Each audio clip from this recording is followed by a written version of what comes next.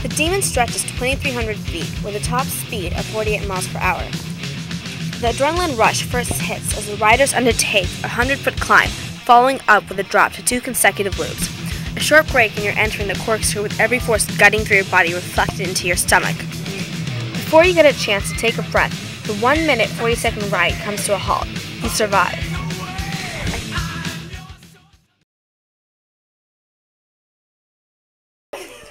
The Demon speed comes from the first initial drop after the 100-foot climb.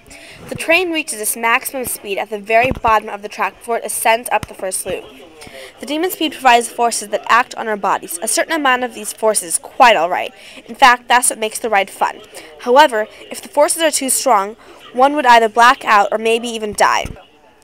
So in order for that not to happen, the radius of the 2 loops is built so that it will compensate for the velocity. A bigger radius is needed for a bigger velocity, and a smaller radius is needed for a smaller velocity respectively.